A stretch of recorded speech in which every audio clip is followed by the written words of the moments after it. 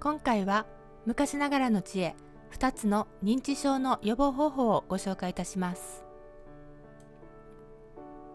皆さんこんにちは、里山日記です。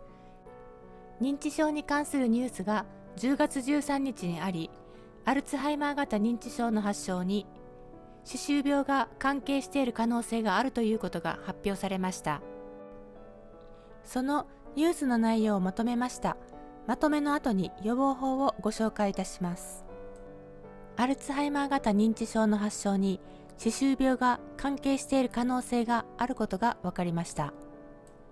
専門家は正しく歯を磨くことや歯石除去などが予防につながるとしています。また、認知症の患者の脳内から歯周病の原因菌が検出されたことから治療法の確立に期待が高まっています。現在、アルツハイマー型認知症の治療法は見つかっておらず、今回の発見がその糸口になる可能性があります。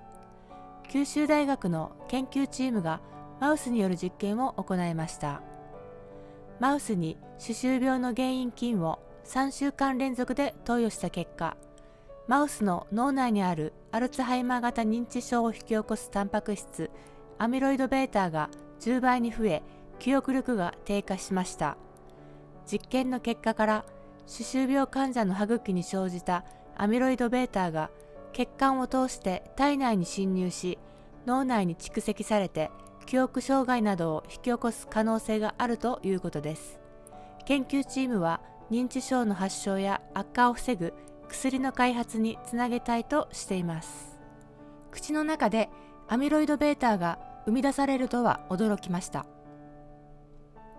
歯周病や歯石対策が大切なんですね。次は認知症予防法だよ。一つ目の予防法をご紹介いたします。これらは昔の本です。一番古いものは1933年発行の薬用植物使い素人療法です。これらの本に昔の人の知恵が詰まっています。この難病黒焼き療法という本の中に予防法がありました。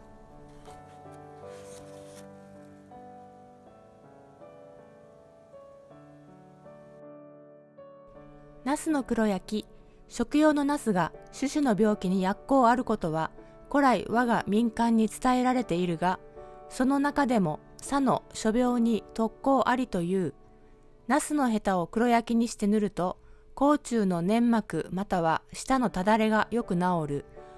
これはナスの成分と黒焼きの特性とによって毒素が吸い取られて治るのであるからと文章は続いております。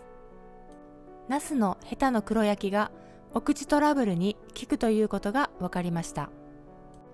黒焼きは空気を遮断し高温加熱して作ります。空気に触れる黒焦げとは別物です。黒焼きは温度調節、時間調整などが必要で気軽には作れません。そこで簡単にナスの黒焼きが手に入る方法をご紹介します。ナスビ黒焼き歯磨きのデンシーです。ネットで750円くらいで購入しました。お店によって値段が違うようです。発泡剤も無添加なので泡立ちが少ないですが、さっぱりするので使っていて気持ちいいです。口臭や歯石の沈着も防ぎ、歯の矢にも取るとあります。